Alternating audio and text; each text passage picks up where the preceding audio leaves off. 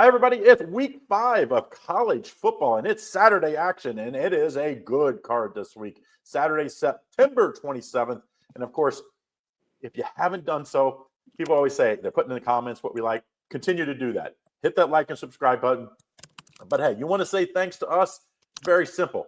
Go to DocSports.com/ICCT, sign up for your free $60 account, and check out our absolute best plays over at Doc Sports. Very simple. All new customers get a free $60 if you haven't done so before. So click that. Also, if you're an existing customer, we got something for you. 10% off this week's code, HOT10.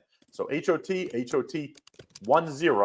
and that'll give you 10% off. So you can get the week pass, $99 for either one of us. That becomes $89 with the 10% off. So for $180, you get all of our selections, which I'm going to have 7 or 8 this week. IC will have 6 or 7.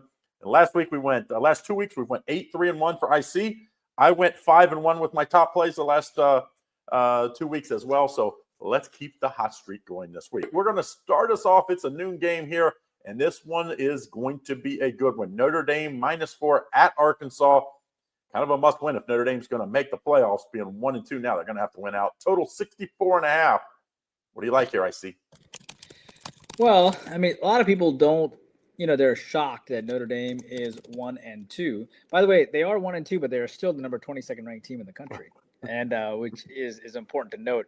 Look, I don't fault Notre Dame. Okay, it's just a scheduling situation, right? They played Miami, and Miami looks fabulous right now. So is that is that really a bad loss at this point? That's a Miami team that took it to South Florida when no one else could take it to South Florida, right? Boise State couldn't take it to South Florida. Florida couldn't beat South Florida. Miami thumped them 49-12. They turn around and they thump Florida 26-7. They beat Notre Dame 27-24. Miami is good, right? That is why Miami is the number 2 ranked team, Craig, in the country right now. So you lost to the number 2 ranked team in the country by 3 points, and that was a game where they came back 17-6 in the fourth quarter. That loss looks pretty darn good now. You lost to Texas A&M 40-41. That's a totally unfair line because Texas A&M had revenge from the last year.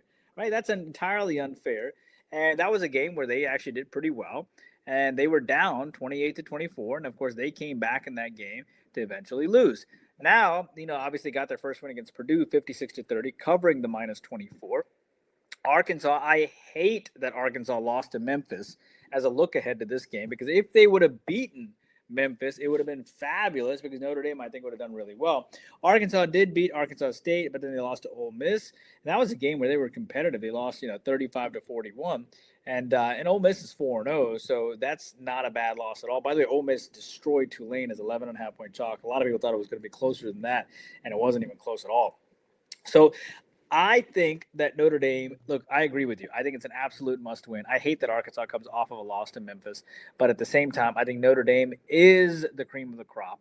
I think Notre Dame's 2 losses looks pretty darn good now with Texas A&M and Miami. You lost to the number 2 ranked team in the country, and then you turn around and A&M is the number 9th ranked team in the country. Is it that much of a shameful thing to lose to the number 2 and the number 9 team in the country by 1 and 3 points? I don't think so. I think that's very respectable, and I think Notre Dame gets up to face an SEC team. Trust me, they don't want to lose to a quote-unquote middle-of-the-road SEC team. That'll just make them look terrible, and I think Notre Dame looks – I hate Arkansas lost last week, but I got to take Notre Dame. Without a doubt, Notre Dame is my lean. It might even be on my card. All right, Craig Stir. Rutgers, a 4.5-point dog against Minnesota. Craig. That's how they say it in Minnesota. Minnesota. Okay, so Rutgers coming into the 4.5-point dog. Minnesota is a 4.5-point favorite. Rutgers is 3-1, and they're the underdog. And Minnesota is 2-1. Rutgers off of that loss to Iowa, 28-38, looking to bounce back. Minnesota off a loss to Cal, 14-27, where they were favored by 3. These two teams met last year, and Rutgers won, 26-19. Who do you like as both teams come off of a loss on a total of 50.5? Well, Minnesota does have rest here. They played at Cal, what was that, 2 weeks ago, so they had a week off last week. And, Rutgers did lose on Friday, so they do have a little more, time to get ready here. Rutgers took the lead in the fourth quarter against Iowa, and I thought, because I had them last week. We gave them out on the show. I was like, oh, yeah, here we go. And then, man, Iowa just came right down the field. And then they scored late. Because, turnover. But, it was a very, very close game. I think this is going to be a close game because that game, the final score kind of got out of hand, at least what it looks like. People that didn't watch don't realize how close the game that was.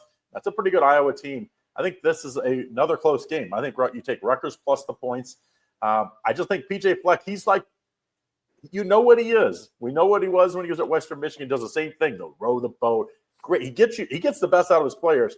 I just don't think they have elite level talent in the Big Ten, especially against the Rutgers team that I think is better than what even their record looks, especially what against Iowa last week. So give me Rutgers plus 4.5. I think this game comes right down to a field goal one way or the other. So if you're getting me more than that, got to take it. North Texas hosting in South Alabama. North Texas is a big favorite here, minus 13, total 64. They've looked really good this year, 4-0 straight up, 3-1 against the spread. What do you like here? Well, keep in mind, you have North Texas coming in here as a heavy public favorite, right? 72% is riding North Texas here, but I actually have always been pretty high on South Alabama, though. These two teams met last year, and North Texas won 52-38, so South Alabama has that revenge. Look, that Coastal Carolina game, that's a bad loss. And I think that's because this South Alabama team was coming off a pretty good effort against Auburn. They're kind of feeling themselves a little bit. Lost to Tulane by 2, lost to Auburn by 16, feeling pretty good. Hey, we've played Auburn at Auburn, and we were only down. We only lost by 16 points kind of vibe. And then I think this is, they have a coach, Major Applewhite over here, and this is a game. South Alabama expects a lot from their football team, believe it or not, for that program. North Texas did beat Army, Washington State, and Western Michigan and Lamar. They are 4-0 out of the gates. But I think at some point, Major Applewhite is a former offensive coordinator, right? And then you have North Texas, who has Eric Morris, who used to be, offensive coordinator at Washington State before he came over to, and previously he was at Texas Tech, right? And he was a former wide receiver. So I think what happens in this game, and that's the reason why this total is at 64, because both these guys are offensive coordinators, right? I think what you will see is that South Alabama will be an active underdog. And after 20 and 15 points the last two games, I think those will be like the Tulane game where they put up 31 points.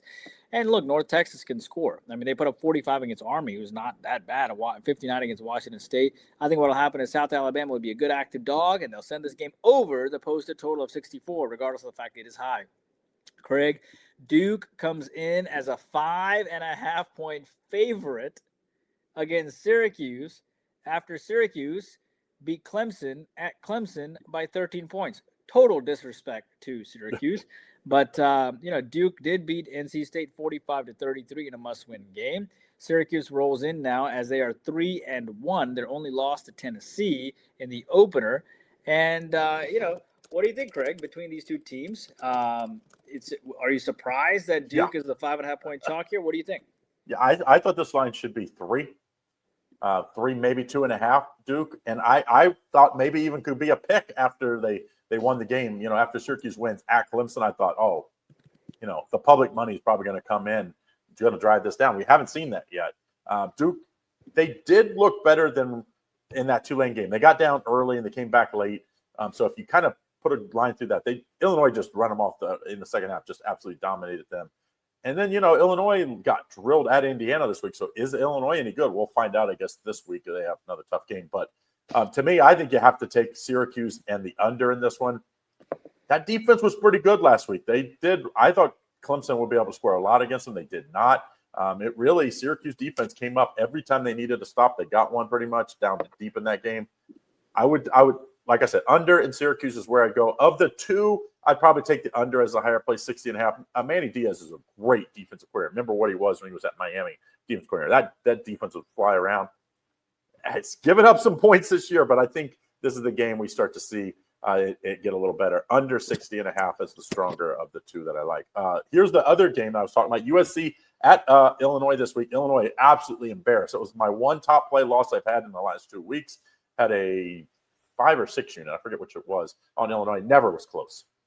Now we see USC. And remember, USC, this is 9 o'clock their time on the West Coast. So early game for them. USC's favored by 6.5, total 59. And they just played at Northwestern 2 weeks ago. So, they've had to come east a couple times already. What do you like here? Well, USC is 4-0, but they're not that well respected, I would say. They're ranked 21st in the country.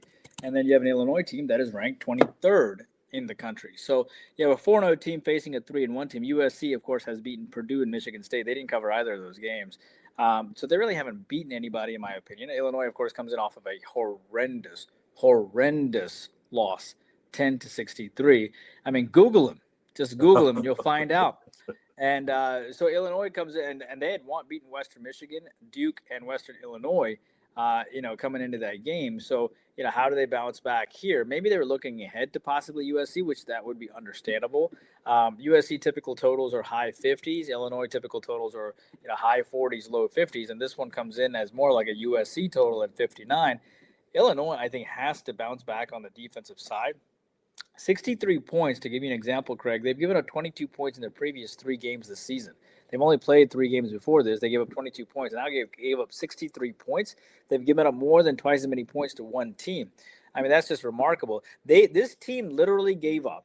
Indiana scored more points in the first half, Craig, than what this team has given up all year in the previous 3 games. Imagine what that defense must feel like giving up that many points. So I think they're going to step up here a little bit. And you have USC, obviously, dropping 45 last week against Michigan State. I think what happens here is an Illinois cover, okay? I think this is sort of like Illinois. This is one of the most embarrassing games that Brett Bielema has ever been part of in his entire life. And I think that matters. So I'm not even going to mess with the total here. And I'm going to take Illinois here, plus the 6.5. They might even win outright. But I'm going to take them plus the 6.5. And it's a good public fade, too. Hi, everybody. Don't forget about that free $60 for new customers. Yes, you can get our absolute top plays for free if you're new. All you got to do is type into your URL, docsports.com/ICCT, as you see it on the screen. You'll get a free $60 to try us out. You can use it on anything on the website, including our top plays for the weekend. Good luck. Craig, speaking of public fades, 2/3 of the public are riding UCF plus the 6.5 against a 1-3 Kansas State team who was favored by 6.5. Okay, these two teams met in 2023 when Kansas State won 44-31. UCF comes off an exciting win against UNC, but that's UNC.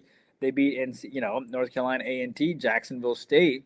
So they are 3-0, but how good are they really? Kansas State has played a much tougher schedule. They beat North Dakota as a 27.5-point chalk. They failed to cover.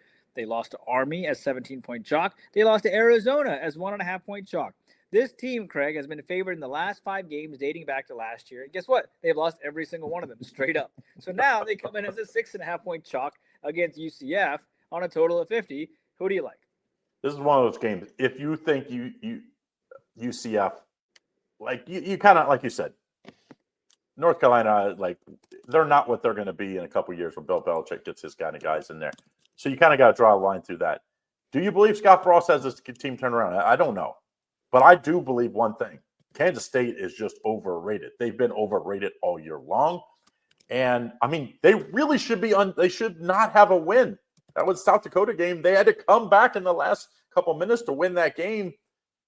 Army dominated the second half. I'm taking UCF here. It's more of just a play against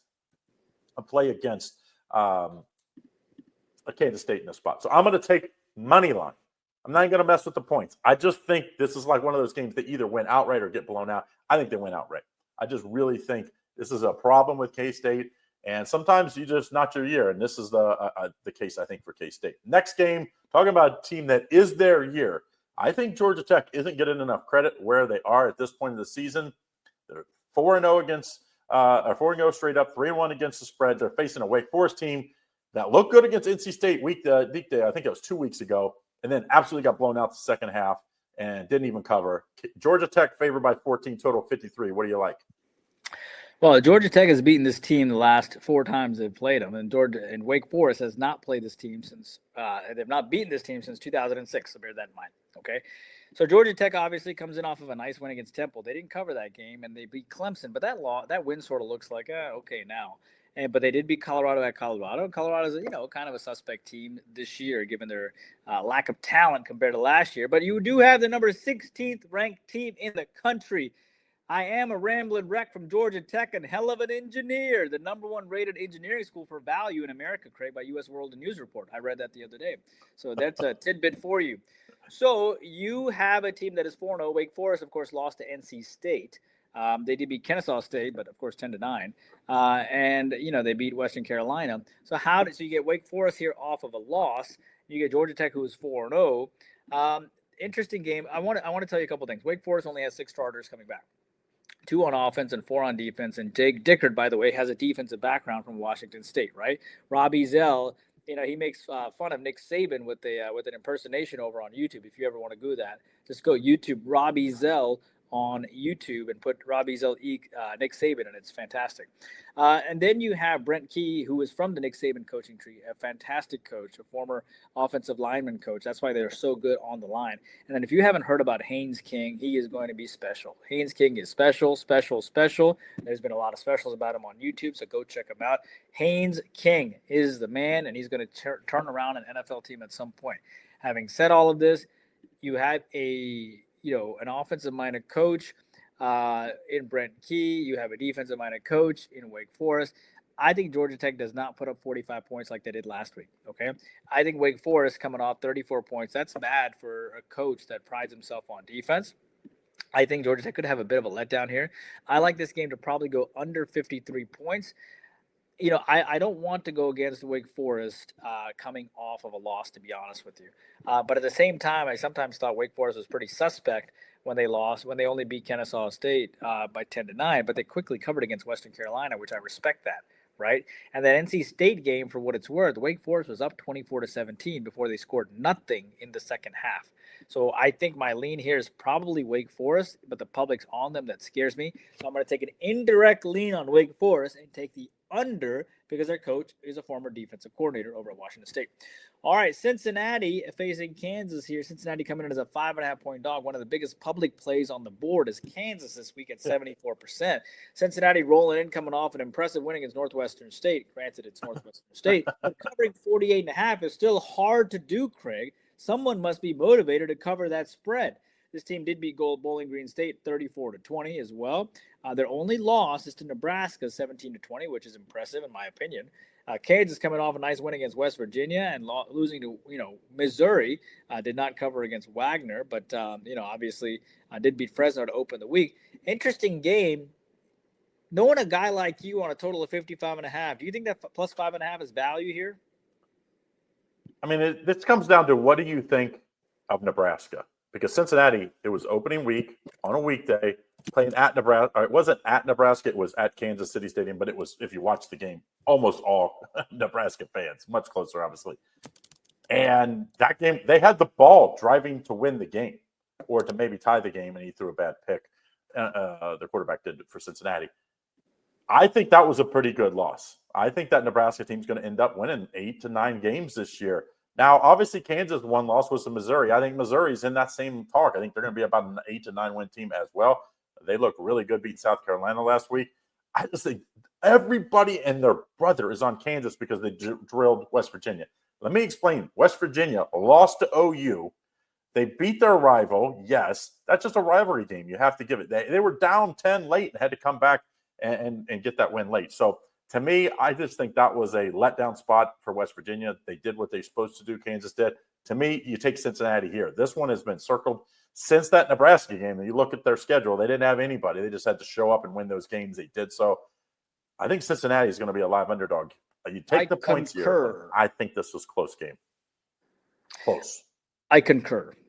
Close. Promo code for this week, hot 10. It gives you 10% off on any of our packages, right? Let it be weekly, monthly, seasonal, whatever. And you get to try our best selections to try it out, and you get 10% off. And that promo code is hot 10. All right, next game we're looking at Louisville at Pitt. And this is another noon game. There's a few noon games left, so actually one more after this. Pitt's an underdog here. Louisville's favored by 4.5, total 57.5. Louisville's undefeated. We haven't seen them since they beat James Madison on the weekday game. They were off last week. What do you like here? Well, you have a Louisville team that is 3-0 facing Pittsburgh, who is 2-1, right? So Louisville won 37-9 last year, so Pittsburgh probably doesn't want to lose again. Louisville did beat Bowling Green State, but Louisville hasn't covered all year, by the way. They didn't cover against Bowling Green State. They didn't cover against James Madison. They didn't cover against Eastern Kentucky, but they won all of those games by at least 2 scores, so that matters. Pittsburgh comes in losing to West Virginia a 7-point chalk. That's probably going to make them mad.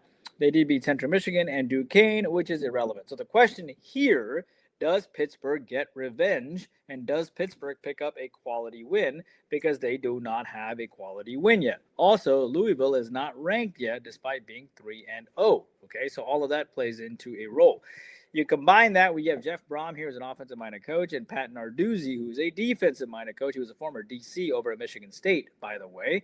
And I think what happens here on a total of 57.5, mind you, Louisville put up, 40, 28, 51. Pittsburgh, coming off that loss against West Virginia, 24-31.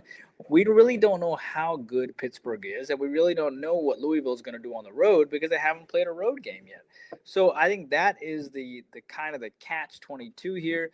I don't want to mess with the total. I'm a big fan of Louisville in general, but Louisville hasn't played anybody, Craig. They didn't. Eastern Kentucky, James Madison, and Bowling Green State is nobody.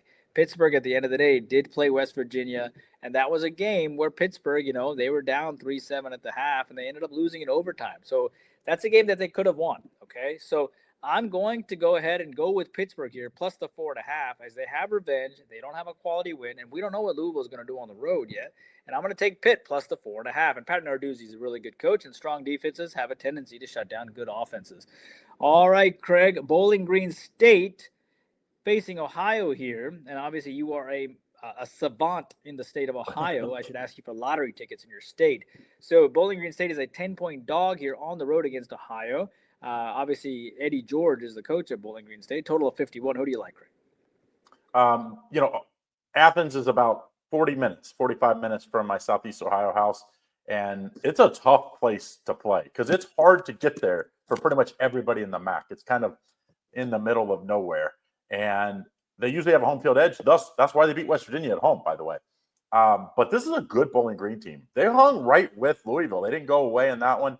That Liberty team is not great. So that win, they did what they're supposed to do. They beat them.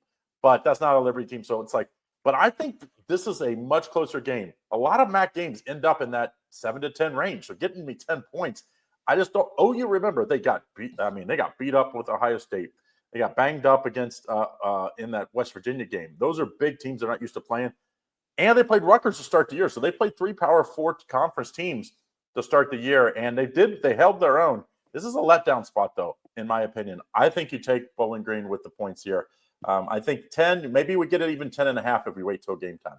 All right, next game, we got Utah State against maybe the team that nobody's really talking about that should talk about. Vanderbilt's played great so far, 4-0. Minus 22.5 here, total 59.5. What do you think of Vandy in this spot? I have been telling you about Vanderbilt for how long? Right? I said that Coach Lee should be the replacement for as the Alabama head coach. That's how highly I think of Coach Lee over at Vanderbilt. He is just a phenomenal coach, okay? You have a guy here that beat South Carolina 31-7. You don't think he knows about coaching? He rejuvenated Vanderbilt, okay? Vanderbilt. He beat the snot out of Virginia Tech 44-20, and he beat Charleston Southern. And then guess what? After beating Virginia Tech, after beating South Carolina on a total of 28, this team does not have a letdown because he knows all about letdowns. He might as well be a handicapper. And then he puts them and he beats them 70-21 against Georgia State as a 28-point chalk. He definitely knew, Craig, not to have a letdown. And I think he coached these guys up to no end. By the way, they also lost to Georgia State last year. Yep. They were early in the year, right? Was it like the first or second game? Yeah, it was after a big win, and he was like, we're going to go smoke these guys. And he did. They covered the 28 for sure, all right? So now you have Utah State. Obviously, they're coming in here 3-1, right? Beat UTEP. The only loss to Texas A&M 22-44. These two teams have no history. I find it very interesting that the total, first of all, is 59.5.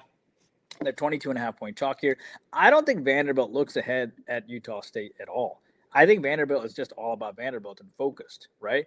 And you have, Vanderbilt does have Alabama on deck, so maybe they'll be looking ahead. And that is going to be a really tough game for Alabama, man. That is going to be a really tough game for Alabama. Utah State, obviously, their upcoming game after Vanderbilt is Hawaii, so they won't be looking ahead. Look, it's either Vanderbilt or nothing at this point. That's it. And maybe they look ahead to Alabama, and maybe this game has a possibility to, you have Vanderbilt obviously putting up a ton of points, 70, 31, and 44. Imagine what they can put up against Utah State, right? Utah State gave up 30 to Air Force, okay? and they gave up 44 to A&M, and I think Vandy can put up just as much. I think the only way you look at this game is you either take the over or you take Vanderbilt. Maybe you want to take the over. Maybe that's what I lean more at, just because Utah State could be an active dog, right? Because I don't want to take such a square play. So I'm going to take the over here between Utah State and Vanderbilt, and that is my official selection on this game. All right, Craig. Eastern Michigan facing Central Michigan. Eastern Michigan coming in as a 5.5-point dog on a total of 54. You have a team here in Eastern Michigan who is 1-3, and Central Michigan is 2-2. These two teams met last year, and Eastern Michigan won by 4 points. Eastern Michigan coming off that nice win against Lafayette as a 2.5-point dog. They covered against Kentucky too. Central Michigan covering against Wagner, coming off a big win after back-to-back losses to Michigan and Pittsburgh. Who do you like? Yeah, I thought of these two teams, the most impressive win was that win opening weekend at San Jose. Very tough place to play usually. Late game, a lot was thought of San Jose coming into this year. Now, maybe that was wrong. So maybe that wasn't like super impressive, but they held on and win. And they've got revenge. They've lost 2 of their last 3 years, this Eastern Michigan team. And Eastern Michigan hasn't been good. So when you lose a team, that they're going to be ready this year. I thought Eastern Michigan was one of my bottom 3 teams in the MAC this year. And the other 2 teams are really bad. So that tells you kind of what I think Eastern Michigan. Take Central Michigan here, minus 5.5. I just don't think you overthink this. Central Michigan gets revenge in this spot. All right, we have a couple of lower games. We're going to kind of run through these so that we can spend a little more time on our big games. JMU, last time I saw them, they were playing Louisville really tight. They're 17-point favorite here against Georgia Southern. Total 57.5. What do you like here? Well, Georgia Southern comes in as a 17-point, obviously, dog and a total of 57.5, which is seems a little bit high. But you have a Southern team here that beat this team 28-14 last year. Southern comes off back-to-back big wins against Maine and Jacksonville State. They opened up tough games against Fresno and USC. James Madison, of course, comes off that nice 31-13 win against Liberty. Played a good team in Louisville, lost 14-28. They've covered 4 in a row dating back last year. They've covered all 3 games this year. I think the only way to look at this game is I think Georgia Southern will be right in this game. I really do. I think, after back-to-back road losses to USC and Fresno, they're going to show up in a road game. And I think after, James Madison just beat Liberty and were competitive against Louisville, and now they return back home. I do want to point out that James Madison has Georgia State on deck. I can see Georgia Southern being a pretty good dog here. I understand that James Madison has revenge. And last year's, game went under the 58.5. I think you either take Georgia Southern here or you take the over here. Don't forget, the best value we have here at YouTube is the YouTube premium products. We've got level 1, that's level 1 is. Don't forget about the premium products we have at YouTube. We have 3 levels of premium. Level 1 is Lenny's video every day, $4.99. Plus, you get early access to all the football, and we do some live content that's exclusive to our members. Level 2 is Indian Cowboy, where you get extra plays from Indian Cowboy every day, video format, and you can talk to them back and forth. And then level 3, you get all 3 levels. Level 2, you actually get level 1 as well. So you get all 3 levels as you move up, and you get 3 expert plays every day from Doc Sports Experts, one of them being from me. So make sure you check that out. Very simple, $49.99 a month for the level 3. Craig, Arkansas State facing Louisiana Monroe here. Arkansas State coming in as a 2.5-point dog on a total of 55.5. Who do you like? Last week we talked about it was a big letdown spot for Arkansas State after hanging right with Iowa State at home. They did just that. Kennesaw State beat them outright, 7 points. They lost. I think this is a bounce back for them. I think they went out right here. I don't think this ULM team's great, and I think Arkansas State puts that loss behind them and plays more like they did against Iowa State and hangs it on ULM here. Next game, the most impressive team last week was Indiana. I mean, Google me worked. They looked really good. Now, can they follow it up at Iowa? Iowa's been pretty good as well. The only losses to Iowa State by 3. Indiana is a 7.5-point favorite on the road here, 48.5. What do you like? Well, Indiana, by the way, is ranked 11th in the country, right? So this is a team that's going to come in for a team that's ranked 11th in the country. I'm a little surprised they're not favored by more, to be honest with you, coming into Iowa, especially after they demolished Illinois 63-10. This is a team that's covered, 3 games in a row. Obviously, that win against Illinois really spoke volumes. Iowa, of course, beat Rutgers, and I wanted to point out that Iowa has put up some big points lately. Rutgers, they put up 38. Massachusetts, they put up 47. I think what happens this game is this probably has underwritten all over it, right? You have an Indiana team that's probably going, after scoring 56, 73, and 63 points, this will be the toughest game. They have not played a road game yet. This will be the absolute toughest game they would have played, and I think they're probably going to struggle a little bit on the, I think it's going to be a great defensive effort. And obviously, you have, Coach in France here, who was a longtime defensive and line coach before he rose up to take the head coaching of Iowa. Kurt Signetti is more of an offensive-minded coach, but I think what happens here is that Indiana is going to struggle to score a little bit. I think Iowa's going, a defensive mindset. I think Iowa probably covers, but I'm not going to take any chances here. And I think the safer angle here is to take the under between Indiana and Iowa here. Craig, Ohio State here on the road against Washington. Ohio State's only favored by 8, but then again, Washington is 3-0, so keep that in mind. They did cover against Washington State. They beat UC Davis and Colorado State. Ohio State, of course, beat Ohio, Grambling, and Texas. But their only impressive win this year is Texas, and I don't know if that's overly impressive at this point. Is Ohio State in trouble here? These two teams have not met since 2019. Well, this is one of those. I'm not a big parlay guy, but when I am, I like correlated parlays. So if you like Ohio State, you take Ohio State in the under. If you like Washington to cover, you take the over, because I don't know if Washington could win a defensive drag out the Texas type game with Ohio State. I think they have to win an up and down game. Which one do I like better? I like Washington in the over. That's how I'm going to play this game. I just think Ohio State, they really haven't been tested with a wide open offense. I mean, Texas, we thought we were going to get that, but they just didn't do it for whatever reason. They just chose to not play that style of game. And hey, they were right there at the end. So maybe that was the right call. Washington can't play like that. They don't have that kind of defense. It's going to be an up and down game. That's because Washington is going to demand that and make that happen. Over in Washington, I think this is one of them. They're probably losing by double digits late. They get a backdoor field goal or touchdown, go for the onside kick, don't get it, and we get the cover late. So the cover and the over for Washington in this matchup. Next game, West Virginia. After a embarrassing loss at Kansas, the last time they were at home, they did upset their rival Pitt as a 7-point underdog. Now they face Utah, really upset after Texas Tech really handed it to them at home. Utah's favored by 12.5, total 47. Is this a get-right game for Utah? I think so. I mean, you have to understand that Utah brings back a pretty good amount of its offense. They bring back 7 offensive starters, including their starting QB and their starting tight end, and most of their offensive line as well, right? Defensively, they only bring back 56% of their production from the defense side of the ball. West Virginia only really brought back 2 offensive starters. Utah has a Kyle Whittingham, who's a defensive-minded coach, right? West Virginia, Rich Rod is obviously known for his trademark offenses. Utah giving up 34 points is pretty significant, okay? Over the last 10 games that they've ever played, they've only had 3 games where they've given up more than 30 points, right? That was against Colorado and Iowa State, and this is the first time throughout all of this year, Utah's given up 10, 9, and 6. And then you turn around and give up 34 points to Texas Tech. So that is a pretty big deal. And I want you to know that they gave up 24 points in the fourth quarter against Texas Tech. That Utah game, Craig, it was 10-3 going into the fourth quarter. They were down 10-3, and then Texas Tech put up 24 points. So that's going to motivate the heck out of this team. They're going to be pissed off coming in. And, I think they're going to play great defense. I think this game probably goes under the posted total. However, I think the only way to really look at it is Utah's going to be pissed giving up. They gave up more points in the fourth quarter than they've given up all year long. I mean, that says a lot, okay? And then you combine that with West Virginia. Look, I know they gave up 41 to Kansas, and they could come back home and get it right. Is this going to make it on my card? No, because I'm going to talk myself out of it because, West Virginia is back home.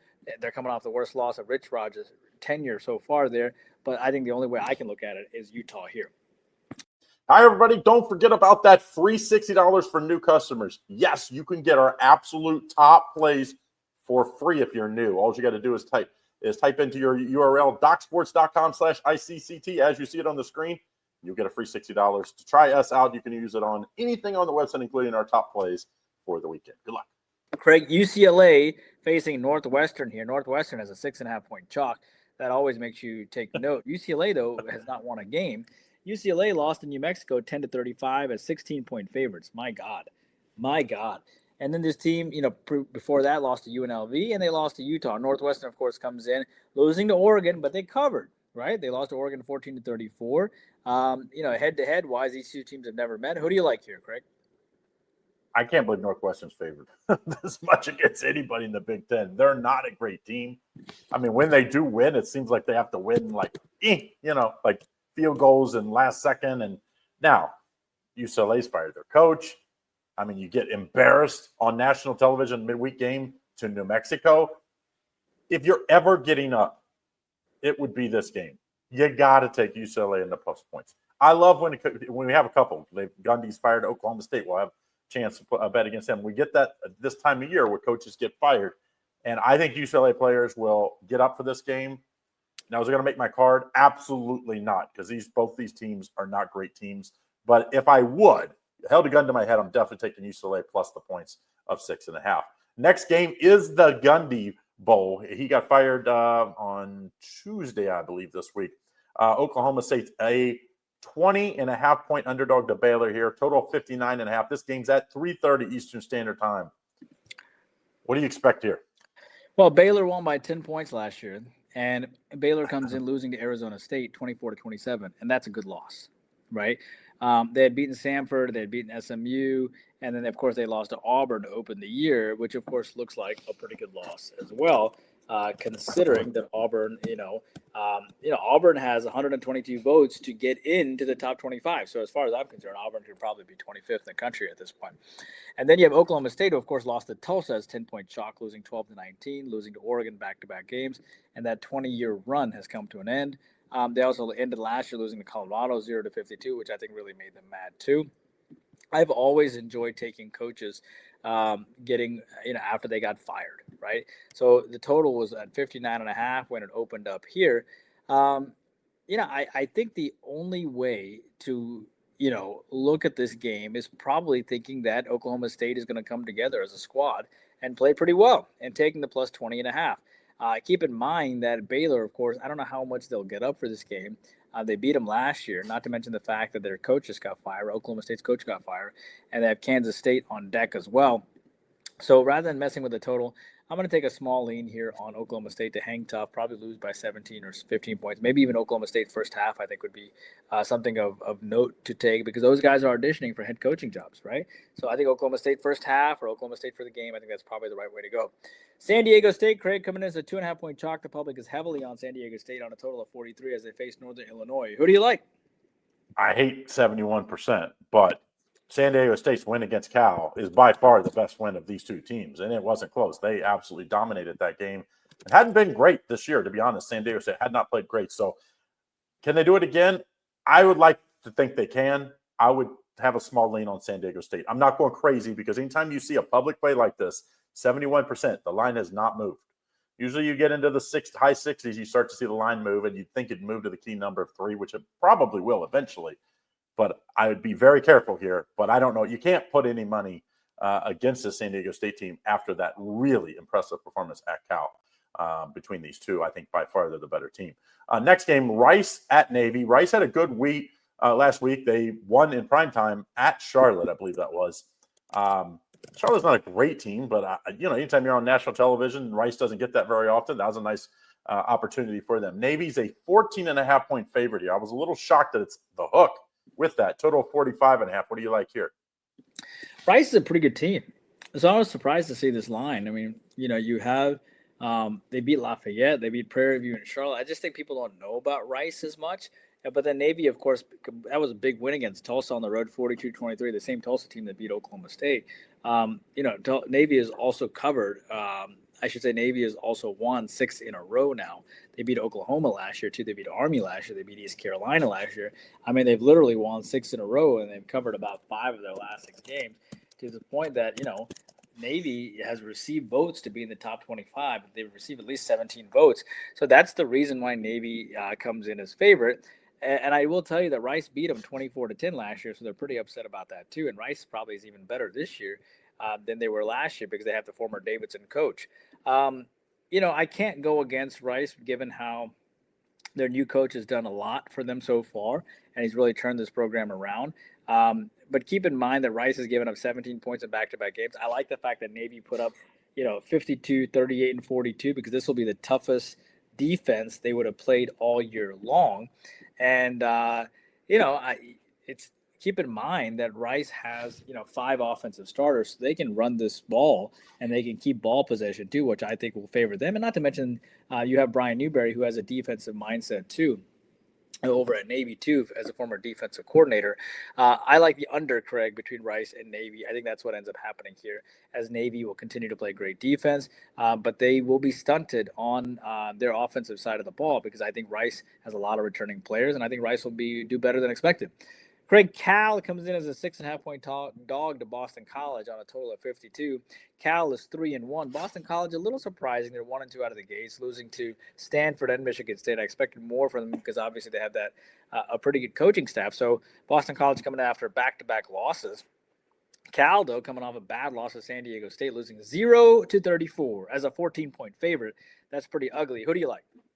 One of my favorite angles of handicapping horse racing, sometimes I put it into effect in football or basketball, is you can draw a line through one game, which if you draw a line through the San Diego State game, Cal would probably be a pick'em game, maybe a 2.5-point underdog here. But you obviously don't do that. But before that, Cal had looked really, really good, like better than we thought, had nice, like both sides of the ball, it was performing well. Last week, it just nothing went right. So I'm going to give them an excuse last week, and I'm coming back to the well, and I'm getting a bunch of points. So you don't have to be right where they went outright. They can win by 6 or lose by 6, lose by 4, lose by 3, and you get the cover. I just don't believe in this BC team. I think this BC team is still talent is still an issue there, especially on the lines.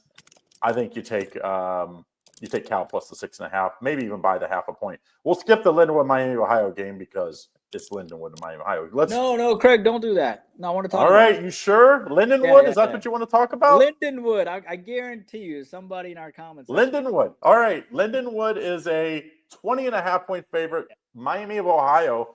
I don't know how they lost that game. I had UNLV, to be very honest, last week, so I got lucky and got the win. They dominated and still lost that game. Miami of Ohio, big favorite here, total 49.5. What do you like, the Redhawks or Lindenwood? Yes, Lindenwood from the great place of St. Charles, Missouri. I'm so excited to do this preview for you Lindenwood alums and graduates and students. So Lindenwood, coached by Jeff Stugart. He's over in his 8th season, by the way. He's a defensive line typically coach, so defensive mindset. They returned 14 starters, 7 on offense, 7 on defense. Big women need loving too, and so do ugly underdogs. So I always love these type of underdogs. Miami of Ohio, of course, has Chuck Martin, who's been there since 2013. 0 offensive starters coming back and 4 defensive starters coming back. Look, I think Lindenwood, they covered against App State as a 31-point dog. Okay, they only lost by a touchdown. They covered against Tennessee Martin as, a 17.5-point dog, only lost by a touchdown. They beat Southeastern Missouri by 12 as a 16.5-point outright dog, like dating back to last year. Lindenwood has played 1 game, Craig, and they covered as a 31-point dog and losing 13-20. Okay, so then you have Miami of Ohio, of course, is pissed off, losing to UNLV, losing to Rutgers and Wisconsin. These are traditional schools. They played a brutal schedule. Miami of Ohio, of course, has Northern Illinois on deck here. But first of all, how did Lindenwood even get this game scheduled? I have no idea. It's got to be homecoming, right? It's got to be homecoming for Miami. I don't know, but let me tell you something. Lindenwood isn't bad, and they returned 14 players. I'm taking Lindenwood plus the 20.5, and I might even have this on my card. Oh, that's why I wanted to talk about this game. I wanted to go on this game. So I might even put this on my card. So then you have Auburn here hooking up, and I only put 6 on my card. So then you have Auburn here hooking up against Texas A&M. Obviously, Auburn basketball. We'll have a lot of college basketball content for you this year. That's actually my favorite sport. Auburn, Bruce Pearl obviously retired, but Auburn here 3-1 facing a Texas A&M team that is 3-0. Texas A&M, mind you, Craig, is ranked 9th in the country, right? So Auburn comes in after that loss to Oklahoma, brutal loss. It's a game, if they won, how much fortunes could have changed for them, but it's not a bad loss. They beat South Alabama, Ball State, and Baylor, of course. Texas A&M, big win against Notre Dame and Utah State and UT San Antonio. Does Texas A&M have a letdown, Craig? I can't take the side in this game. I've went back and forth. You know how it is. It's like, you're like talking. You're like, it's like the devil on the one side, the angel on the other, and it's like they're arguing with each other. I'm like, listen, we're not taking the freaking total side. We're taking a total in this game. I like the under. I think Auburn's defense is pretty good. We saw that Oklahoma, I think, offense is going to end up putting up a fair amount of points, even though their quarterback's going to be out for a little while with a broken hand, I believe it was announced just recently. But I think it's a pretty good offense. This Texas A&M team, they haven't played since that win against Notre Dame. So that at least, like, if you would have played it back-to-back, I think they could have a letdown spot. But I think Texas A&M, if they're going to be better, they got to improve on their defense. They're not just going to outscore people in the SEC. I think you're going to see an improved defense this week. I think you'll see improved defense or a good defensive play from Auburn. Let's take the under 52 in this one. I think it's going to be a really close game late, and I think that spells defensive battle. I think that spells under in this SEC clash at 3:30 Eastern Standard Time. Craig and I love doing videos for you every week. Don't forget to like and subscribe so you get all of our videos every single time when you post it, so you get the best lines. As soon as we post it, people jump on it. So if you want to get it as soon as we post it, like and subscribe. Now we go back to the MAC. Toledo, which I think is the first or second best team in the conference. Big favorite here against Akron. Toledo minus 21, total 49.5. Any chance here for Akron with the points or even any glimmer of hope? Yeah, I mean, why not? So Akron is 1-3, and Toledo is 2-2. Akron, at the end of the day, did play Nebraska and lost 0-68. And to be honest with you, Akron's played, but at the same time, Toledo, of course, played Kentucky and lost 16-24. I think Toledo losing to Western Michigan 13-14 is fascinating. They were 13.5-point chalk in that game. That is a bad loss. I will tell you this, that Akron actually beat this team 21-14 last year, so Toledo has revenge too. I love the fact that Akron comes off the 51-7 win against Duquesne. They did play pretty well against UAB. I'll give them credit for that. But I think with Toledo coming off a loss, with Toledo having revenge, and with Akron putting up 51+ points in the last game, I think the only way to look at it is, they have a letdown and to take Toledo minus the 21. Craig, Connecticut facing Buffalo here. Connecticut is a 4.5-point chalk on the road. They are 2-2 facing Buffalo 2-2. You got to give Jim Mora credit. He's brought, consistency and decency back to a program that was absolutely gutter. Obviously, Mora was a former Falcons head coach, and I root for the Falcons when Michael Vick was here. UConn here, winning in their last game, 31-25 against Ball State. They only lost by a touchdown to Syracuse, which looks pretty darn good now. Losing to Delaware, I'm telling you, is not a bad loss at all. Delaware, I've been on Delaware from the beginning of the season. They did not play well against Ball State, 21-point chalk, and they ended up winning by 6. Buffalo lost to Troy by 5 when they were favored by 5. They didn't cover against Kent State either. Both these teams are 2-2. Connecticut beat them 47-3 last year. Who do you like, Craig? That 47-3 is like that makes this game interesting. Because was UConn that much better? No way. They weren't. But when you get embarrassed like that, there's just no way to go but come back and play a good game the next year. I think this screams take Buffalo. Buffalo, I think it was Minnesota, if I'm right. I think they played Minnesota early this year, and they played a lot better than I think most people thought. I don't think UConn lost to Delaware. I know Delaware, you like Delaware, but they gave up 40-some points to Delaware, too. It's not like they beat them. Delaware has like 16 returning starters. I mean, I get that, but you can't give up 40 points to Delaware. You can lose, but you've got to be able to stop somebody at some point. I mean, we can't all be like Lindenwood. Not everybody can be Lindenwood. But Buffalo gets revenge in this spot. I'm going to take the points just in case, but there's no way they're going to allow St. that. Charles, Missouri, make me your spokesperson. I'll be happy to be your spokesperson. The Indian Cowboys / Lindenwood mascot. Next game, we're looking at LSU at Ole Miss. I think whoever wins this game has a real big, argument. They'll be 5-0 to be in the playoffs. Ole Miss favored by 1.5, total 54.5. What do you like here? Yeah, number 4 facing a number 11 here. Both these teams are obviously 4-0. The first thing I looked at is a total at 54.5, which I loved but the public obviously jumped on the under, which I didn't like because I wanted to take the under, and the public went and jumped in on the under.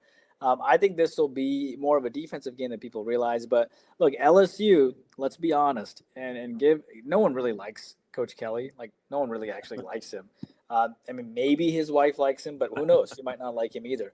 But Brian Kelly is an offensive-minded coach who nobody really likes. They're actually waiting for him to fail, but he didn't fail this year. There are many people who are rooting for him to fail against Clemson, but unfortunately he won for them.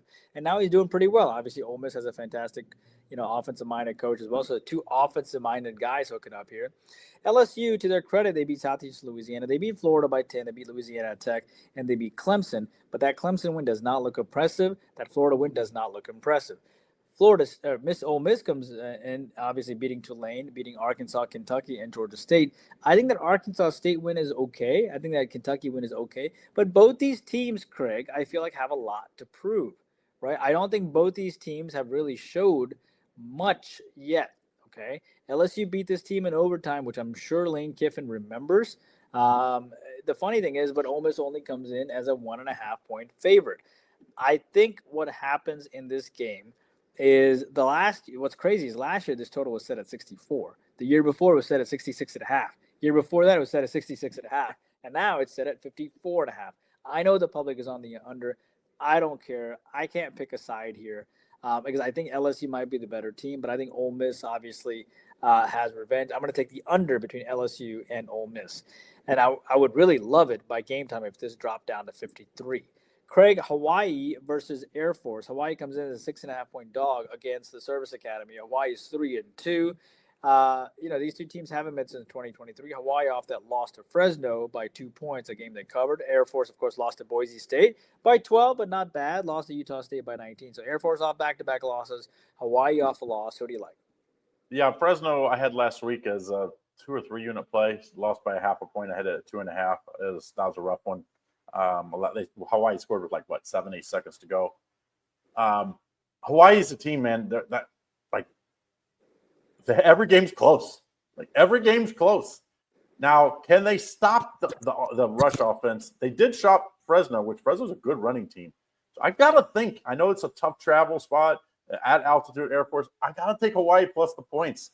That run defense has looked good. That Stanford win didn't look so good, and then Stanford beats Boston College, right? That was whoa, where did that come from? So Stanford hasn't been just as bad as people thought. So I'm going to take Hawaii here plus 6.5. I don't think Air Force, they've allowed 30 plus points in 2 or 3 straight games. I don't think that's a team that you want to be laying points with.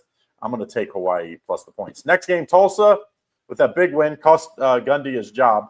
They're a 14.5-point underdog against hosting in Tulane this week. Total 53. We don't know if Tulane's for real or not. What are they, that team that beat Duke, or they got smoked last week? What do you like?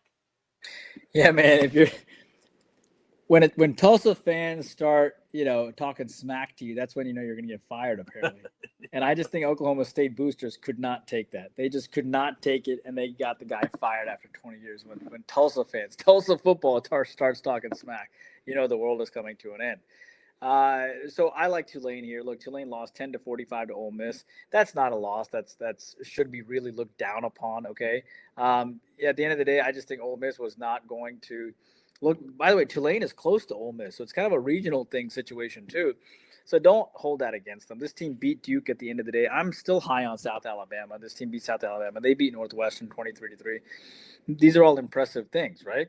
Tulane at the end of the day is coached by John Summerall, who's got defensive roots. He's a pretty good defensive coach, although their defense has been suspect at times. But Manny Diaz's offense is pretty good over at Duke, so don't hold that against him. And then you have a Tulsa team that comes in off of a huge win against Oklahoma State, but they gave up 42 points to Navy. They gave up 21 against New Mexico State.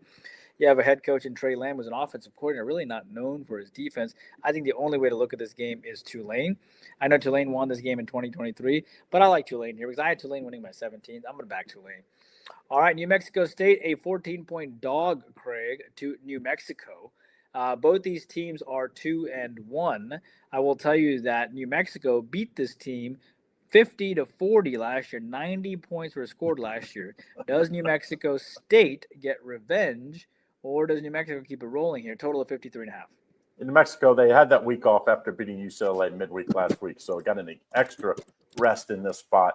But this is a huge revenge spot, and you're getting 2 touchdowns. New Mexico State beat, I think it was Tulsa a couple weeks back. So this is not a terrible New Mexico State team.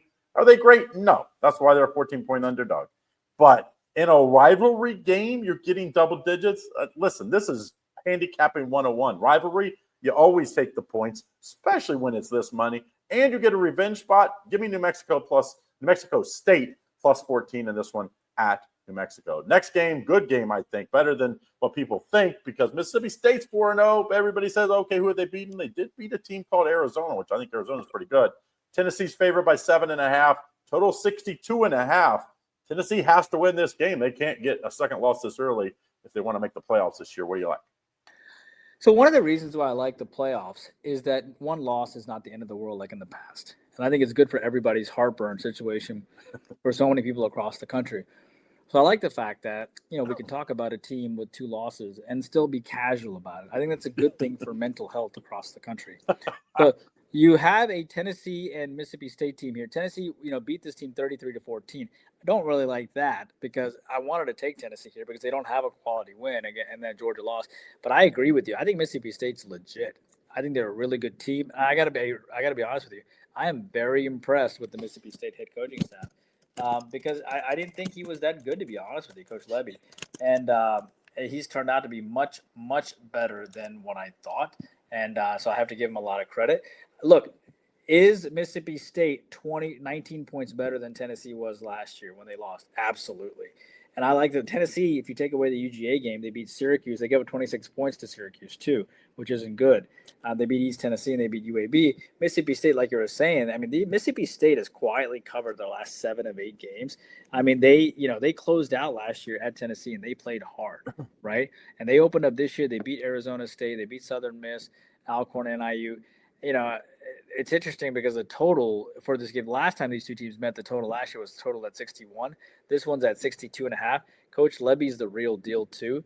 I honestly like Mississippi State here, or I like the under here, but I'm going to take Mississippi State here. I'm not fully sold that Tennessee is going to rout this team, even though they need to. I'm not fully sold, and I'm really impressed with Coach Levy as a head coach. All right, Craig, what we have here on the next game is Middle Tennessee, speaking of Tennessee, facing Kennesaw State. Middle Tennessee coming in as a 7.5-point dog. It is odd to see Kennesaw State favored over anybody, but they are 7.5-point chalk here against a Middle Tennessee team who beat them 14-5 last year. Middle Tennessee coming off a loss to Marshall. Kennesaw State beating Arkansas State as a 4.5-point dog, beating Merrimack, having faced the mighty Indiana and doing better than Illinois did, losing 9-56 and losing to Wake Forest. Who do you like? They should have beat Wake Forest, to be honest, to start the year. They lost by 1. Middle Tennessee lost to one of my teams that I think is going to be really bad this year. They lost to Marshall last week, and it really wasn't that close. I meant to put it on my card. Thank goodness I forgot, because that one would have made my card and I would have lost. Any team that loses to Marshall by more than a touchdown, Kennesaw State's going to beat them and cover. Give me Kennesaw State minus 7.5. At this point in the year, I think you have to start making decisions. Who's good and who's bad? Like, who they faced. And I think Marshall's bad, and they lost to them. So, to me, that's where I'm going with Kennesaw State in this one. Liberty at ODU.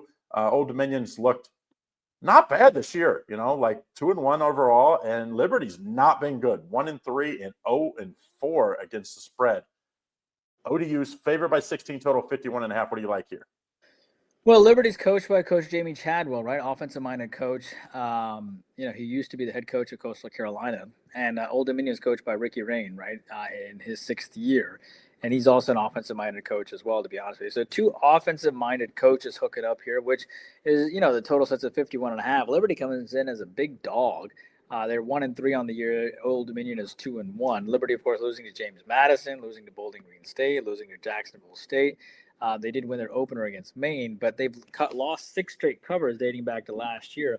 Old Dominion, of course, beating Virginia Tech on the road outright 45-26.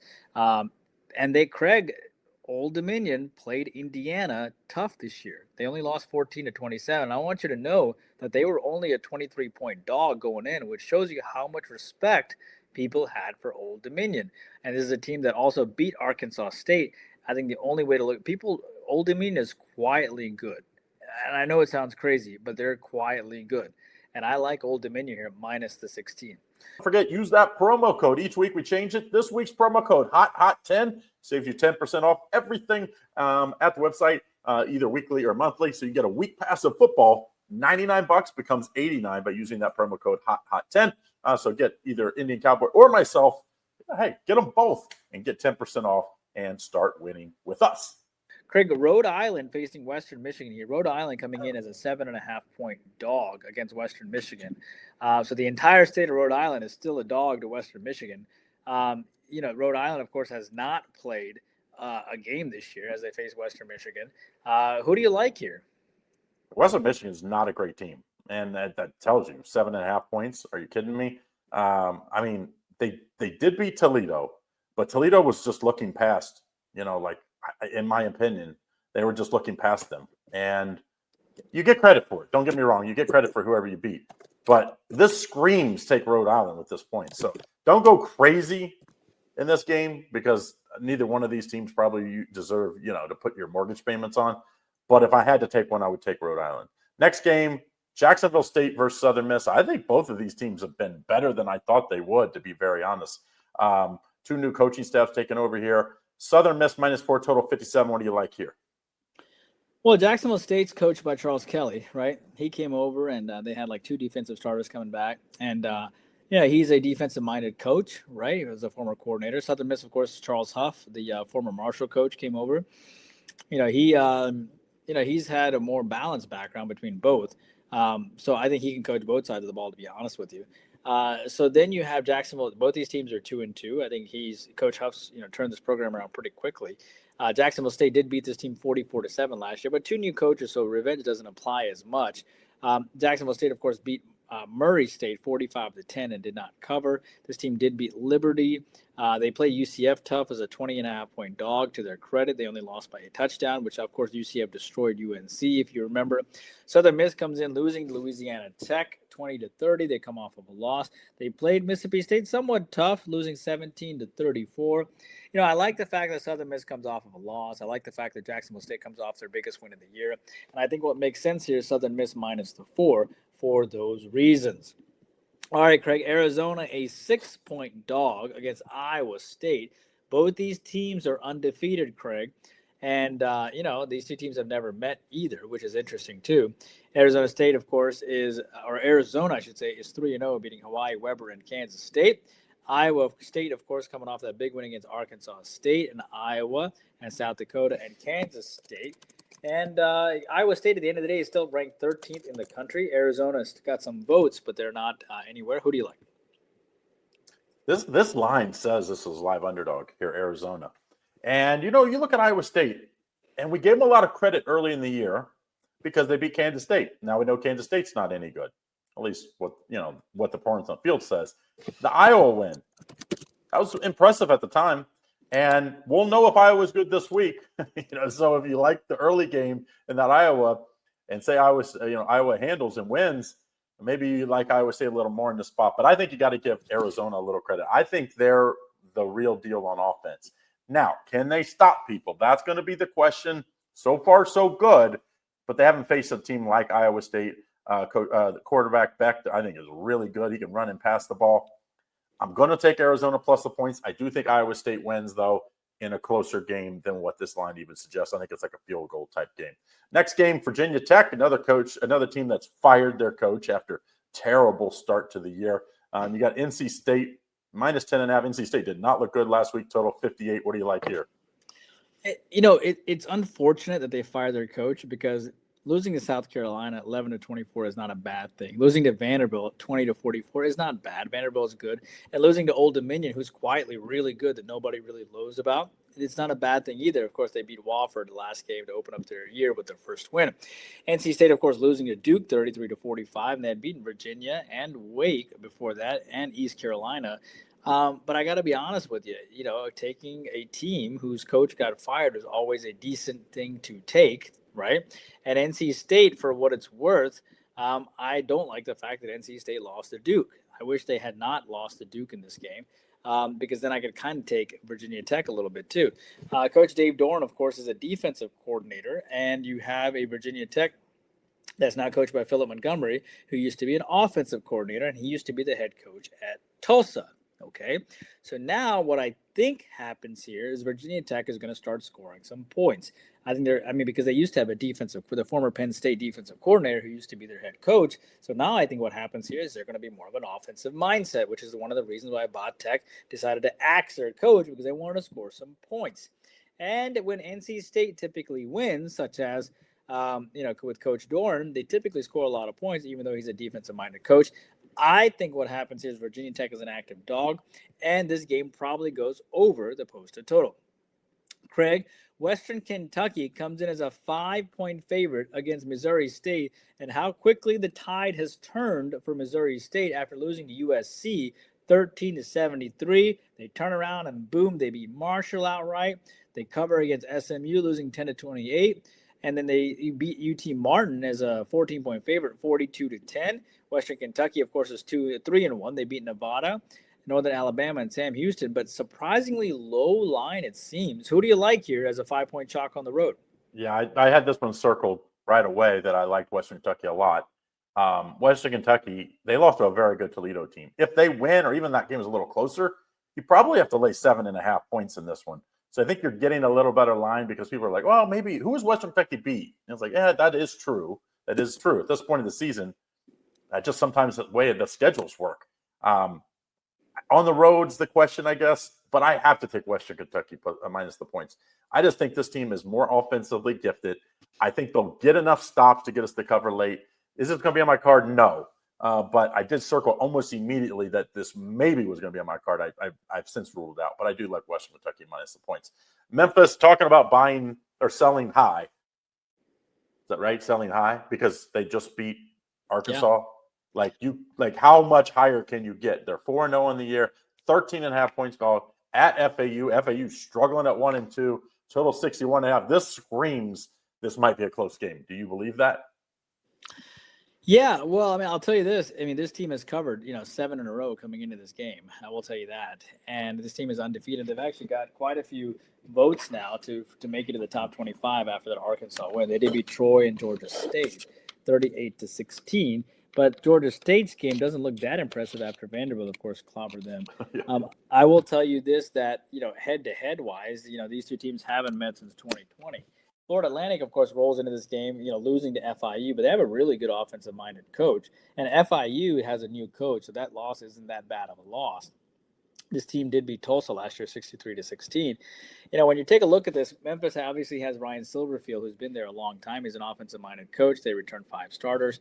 And the Florida Atlantic, of course, has Zach Kitley, who is an offensive coordinator, used to be the offensive coordinator over at Texas Tech. So I think what happens here, I think Florida Atlantic is definitely going to be an active dog. I think Memphis is probably going to have a bit of a letdown here. I will tell you that the total sits around 61.5, which seems like a really high total, but I don't think so. I think what will happen is FAU will be an active dog. I think Memphis will, they put up 32 against Arkansas. They can certainly put up what they can against a Florida Atlantic team who gave up 38 to FIU. And, so I wouldn't be surprised at all to see this game go over the posted total. Craig, Oregon comes in as a 3.5-point dog against Penn State, and the public is jumping all over the Oregon plus the 3.5 here. One of the most interesting games of the year. Oregon is ranked 5th in the country, and Penn State is ranked 2nd in the country. Who do you like? Battle for the Big Ten lead here, in my opinion. Obviously, Ohio State's right there, too, those 3. Indiana's not so far behind, by the way. But this time last year, Oregon hosted in Ohio State. They beat them, ended up being – they were basically number 1 throughout the year, and then, of course, lost in the playoffs. But Penn State's big thing has been James Franklin winning big games. He did get a playoff win, so people think, oh, maybe he got the monkey off his back. He really hasn't done it in the Big Ten, though. Like, Ohio State and Michigan kind of owned him. And I think Oregon's talented. I think they're really good, maybe better than last year even. I didn't think that was possible before the season started. They're just so balanced. They're really good on defense. They can beat you running the ball. They can beat you passing the ball. I'm going to take Oregon plus the points. I'm still not a believer in James Franklin. James Franklin's going to have to prove it to me that he can win a big game consistently. That's not his MO. I think Oregon, I could even see them losing but we'll get the cover because we get the hook here. So give me Oregon plus 3.5. I know it's the public play. Sometimes the public is right, FYI. They're not wrong 100% of the time. We'll take Oregon plus the 3.5. Next game, App State at Boise State. App State's not been great this year. 2-1 record, I think, is a little false, if you just say. Like, I've watched one of their games there. Are not good. Boise State got right last week. Favored by 16 here, total 61. What do you like? Yeah, Boise State covered back-to-back games against Air Force and Eastern Washington. Both those games went over the 52.5 and 59.5, and App State rolls in here. Losing to Southern Miss 22-38. They did beat Lindenwood, but I'm high on Lindenwood. And then these two teams have not met this year so far. And the total for this game sits at a very high 61. The public obviously taking App State and the 16 points because App State, people still remember App State beating Michigan on the road. That's the reason why they still continue to think so highly of them. Dowell Logan's here, first-year coach. He's an offensive-minded coach, and Boise State, Spencer Danielson, is a defensive-minded coach. But if the defense is supposed to do well, then why is the total sitting at 61, right? They also have 7 returning starters on offense as well. And, Boise State has not faced this high of a total dating back to last year when they faced San Jose State. This is a very high total. And then at the same time, you have an App State team that has only faced such a high total one time in Lafayette. So I think what happens here is App State is going to be a pretty decent dog coming off of a loss, only scoring 22 points. Boise State's got their offense clicking, 51 and 49 points last 2 games. They will get up to face App State, and I'm going to take the over between App State and Boise State. All right, Craig, UMass here facing Missouri. Missouri is a cool 44.5 point favorite on a total of 56. Now, would you like 80% of the point total or more before the game starts? How do you feel about this game, considering that Missouri beat this team 45-3 last year, covering the 27? And guess what? Because they cover the 27, we're going to place them as a 44.5 point chalk this year. Who do you like? Over. Don't think about this game. I think they go over by themselves. I think this Missouri offense is really good. And UMass gave up, I think, was it 42 to Temple? Like, this offense can score. Now, will they call the dogs off late? Might not matter. They might have 38, 39 and a half, and the second unit might put in 3 touchdowns even. I'm taking the over with Missouri and UMass 56.5. No problemo. Next game, San Jose State at Stanford. Good game, I think. These are evenly matched teams. I actually think San Jose State should be favored, but Stanford favored by 2, total 49.5. What do you like here? Well, San Jose State beat this team 34-31, so they're not scared coming into this game. And that game was totaled at 55. This one's totaled at 49.5. San Jose State, of course, winning 31-28 last game. But I don't think they will do as well offensively. They scored 7 against Texas and 14 against Central Michigan, the 2 prior games. Stanford, of course, comes off their worst defensive performance all year long. They gave up only 20 against Boston College, and then they turned around and got a little excited about themselves and went on the road to give up 48 to Virginia, but they only gave up 27 to BYU on the road prior to that, and they only gave up 23 to Hawaii before that too. They're a much better defense than people give them credit for. And I actually like the under in this game here. Ken Niumatalo, the former longtime Navy coach who has a strong defensive discipline as well. And, of course, Frank Reich, offensive coordinator, but, head coach in the NFL. He knows defense too. And they returned 6 guys on defense as well. I like the under here for all of those reasons. All right, Craig, you get sort of the big one, which I absolutely love here. My Alabama Crimson Tide coming in as a 3-point dog to the Georgia Bulldogs. Georgia is ranked 3rd in the country. Seems like a lot of disrespect here for Alabama to only be a 3-point dog, considering Alabama is the 17th ranked team in the country, and our only big win is against Wisconsin, who's been super shaky, and we lost to FSU to open the year. Georgia, of course, coming off that big win against Tennessee on the road, and yet they're only a 3-point favorite against my Tide. Alabama also beat them 41-34 in 2024. We beat them 27-24 in 2023, and yet with double revenge, you place Alabama only as a 3-point dog. What do you think? Alabama's kind of owned them, like it's. I think that's why the line is what it is, because the line should be 5, 5.5, 6. That's where the line should be. Just look at the rankings, like who they beat. I mean, one at Tennessee was highly. I agree. Ranked. I had it at 5.5. Yeah, so but when you go back to history and you see that Alabama's kind of owned them, you kind of think, oh well, maybe some teams just know how to play other teams. Now, granted, a lot of those wins were with a guy named Nick Saban. That's on game day now. I think you take the over in this matchup. I don't think that Georgia defense is as good as people thought they were going to be. Tennessee did whatever they wanted at times in that game. Alabama has just as much talent on offense, maybe more. Maybe they don't want to score at that same level that Tennessee does, but sometimes it's just you get into a shootout. I think this has like a track meet written all over it. think it's going to be a fun game to watch. I'm not playing the side. I'm taking the total. I'm taking the over in over 52, Alabama, Georgia, late on Saturday. Washington State at Colorado State here. Colorado State favored by 4.5. Total 50.5. Washington State's bad. Any chance they get a win here? Yeah, I'll tell you this. Washington State is 2-2. Colorado State's 1-2. Washington State, yes, lost to Washington. But, I mean, I'm high on Washington this year, right? So I wouldn't hold that against the Washington guy. Actually got a bunch of votes to be in the top 25. So, yeah, but that bad loss against North Texas looks bad too. But North Texas I'm high on them because their former offensive coordinator is now the head coach of North Texas. So I'm high on North Texas too. This team beat San Diego State, which is fine. Colorado State lost to UT San Antonio 16-17 as a 5-point dog. They beat Northern Colorado 21-17. And guess what? They too faced Washington and they lost 21-38. Now, having said all of this, Washington State only comes in as a 4.5-point dog, right? They're coached by Jimmy Rogers, who used to be the head coach at South Dakota State. And his background is broad, but mainly it's defense, okay? You combine that with Colorado State with Coach Jay Norvell, who comes in from an offensive mindset as well. I like Washington State plus the 4.5 here. I think the fact they played two brutally good teams in Washington, North Texas, and back-to-back games matters. I hate the fact that Colorado State comes off of a loss at Texas San Antonio, but they only beat Northern Colorado by 4 points, Craig, as a 35-point favorite. I know they faced Washington earlier this year too, but I just think Washington didn't give a hoot about them. I think that was part of the thing. I like Washington State plus the 4.5. Maybe it'll make my card. Maybe it'll make it as a free play. Maybe it'll make it as a YouTube premium, but it'll be somewhere, I think. I think I like Washington State a little bit here. I think they'll be okay.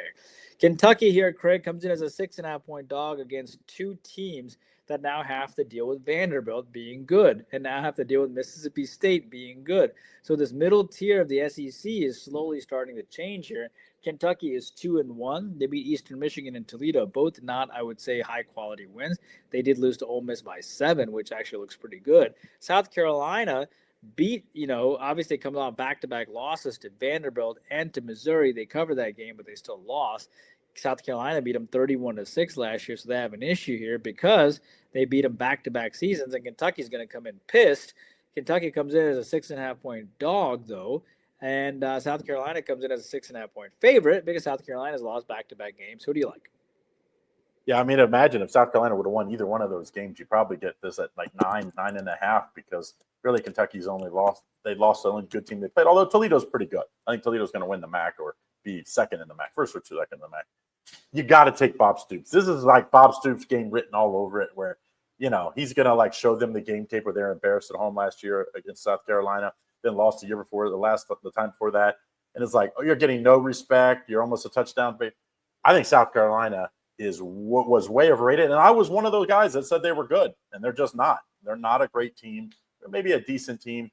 I think Kentucky's about the same as them, so we're getting them with a bunch of points. Give me Kentucky plus 6.5. I think if you wait till game time, you'll probably get this at 7. Give me Kentucky in this one. Marshall, you've heard me talk every week about how bad Marshall is. Even though they did win last week, I still have that opinion. ULL's just as bad. Louisiana in this spot, favored by 1.5. Total 47. What do you like here? Yeah, Marshall, Tony Gibson, they picked up the defensive coordinator over at NC State, to their credit.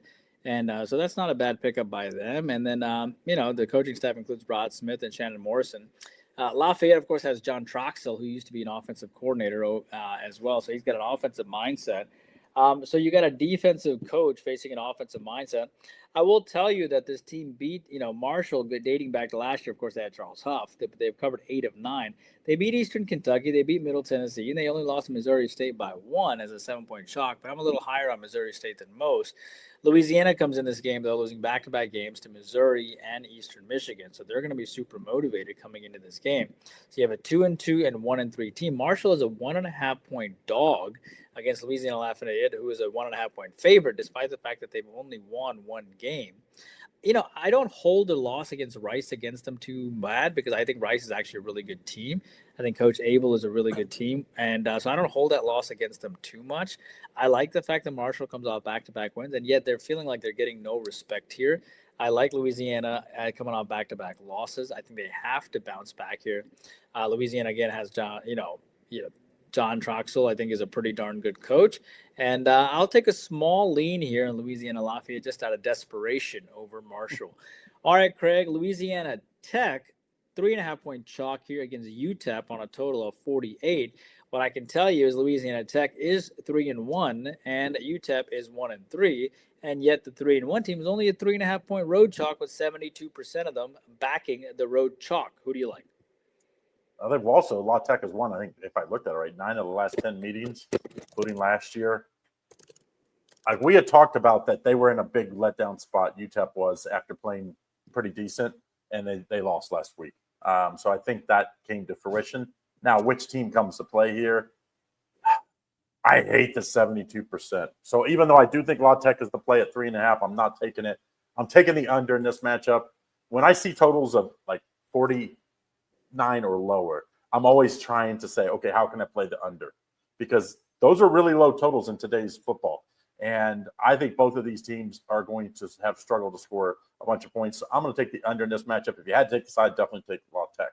The last game, BYU, Colorado. Is BYU as good as they are, what their record says? They're 3-0 on the year. They face a Colorado team that's just 2-2.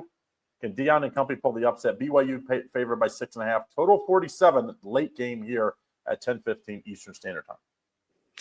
Yeah, I think there's some favoritism being shown to BYU here, being ranked 24th or 25th in the country. I don't think they deserve it at all. I think a lot of other teams deserve it a lot more than them. You can put Auburn in the mix, Mississippi State in the mix. You can put, quite honestly, even Louisville or Memphis in the mix too. So, I don't think that, I would even put Washington in the mix as well. I don't think BYU, who has BYU beaten to be the 24th ranked team in the country? And I think some of it has to do with how BYU closed out last year, because they did win 8 of their last 10 games if you go back to last year. But this year they beat ECU, Stanford, and Portland State. I guess they've given up 16 points total in 3 games. But again, they played ECU, Stanford, and Portland State.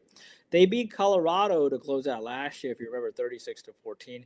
Colorado does have revenge from that game. That total was at 54.5. This total comes in at 47.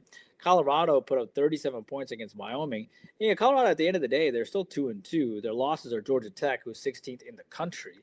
Their losses against Houston, who, by the way, is perfect 3-0, right? So that loss doesn't look that bad either. Deion's actually done a pretty phenomenal job there. I think BYU is in trouble.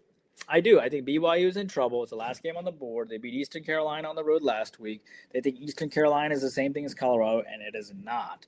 Colorado might win this game outright, and I will be happy to take the plus 6.5 here with Colorado over BYU. So there you have it. There's all the games for week 5. It's a little longer because we had a few extra games this week. If you haven't done so, make sure you hit that like and subscribe. Get in on that free $60. DocSports.com/ICCT, as you see on the screen. If you're an existing customer, we got something for you. 10% off. Get our week pass instead of $99, it's $89. Use the promo code HOT10 and get in on both of our plays for the weekend. IC's 8-3-1 the last 2 weeks overall. I'm 5-1 with my top plays the last 2 weeks. I think we have good ones on the board, so make sure. And if you want an extra video from us every week, join YouTube Premium. One of the best ways to thank us for all this free stuff. All right, so make sure you get in on that. Link is in the description if you want to get on the YouTube Premium. We got level 1, 2, and 3. Read below. Get in on one of them. Good luck.